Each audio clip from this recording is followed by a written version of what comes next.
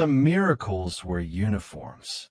Some don't wear anything fancy at all, just faded overalls, worn boots, and the quiet pride of someone who's seen more than he says. This isn't a story about a janitor. It's a story about seeing people. And what happens when the most overlooked person in the building becomes the one nobody can ignore. The man with the quiet mop. He was just there. Every morning, before the lights came on and the sales teams swaggered in with coffee and fake smiles, he was already working, mopping the marble floors in slow, practice motions. Always quiet, always early. Most people didn't even know his name. Some whispered that he was just hired through a third-party contract. Others guessed he didn't speak English. And most didn't care. Except I watched. And something always struck me. His eyes.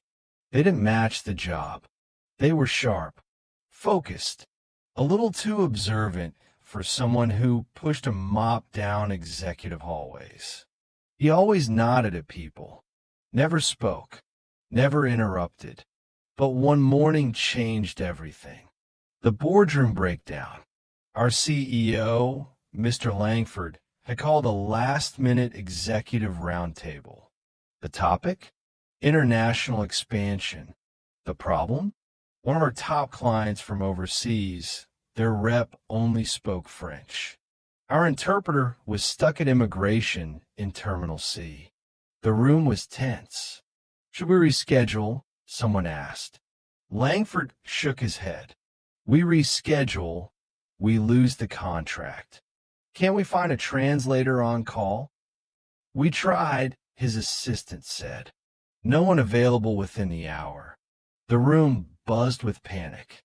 5 minutes ticked by. Then a quiet voice from the corner. Excuse me, it said softly. We turned. It was him, the janitor, mop still in one hand, a cleaning cart behind him. Face calm. I can help, he said, in perfect, gentle French. Langford blinked.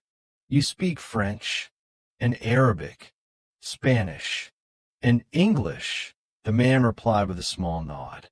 The room froze. For tongues, one man. His name was Yusuf. He stood in front of 12 executives, nervous but composed, and translated flawlessly. Word for word, gesture for gesture, tone for tone. When the client laughed, he mirrored it in English. When they pushed back, he interpreted without flinching. It wasn't just language. It was nuance, rhythm, trust. By the end of the call, the deal was not only salvaged, it was stronger. The client complimented us on having such a brilliant international liaison. Langford looked at Yusuf like he was seeing him for the first time. So, what's your background? I used to teach, Yusuf said. In Aleppo, he said. Before the war. Silence felt like a wave. Now, there's a story beneath the surface. We didn't press him. We didn't need to. But over the next few weeks, bits of his story unfolded. He was once a linguistics professor in Syria, fluent in 4 languages, with a 5th underway.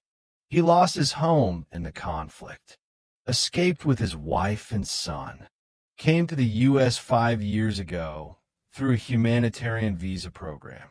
No school here would accept his credentials. No companies would take him seriously. So he cleaned. He took the job no one wanted because he needed insurance for his son's treatment. He never complained, never asked for favors. He just showed up until the day the world turned to face him. From silence to spotlight. Langford didn't wait. The next morning, Yusuf was called into the boardroom again. Not to clean, but to interview. The company created a new role, Global Liaison Officer. And Yusuf? He was offered the job on the spot. He tried to decline. I'm not qualified, sir.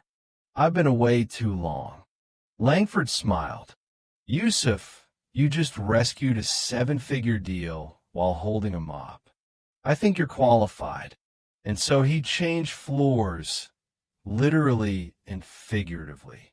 What happened next? The story went viral.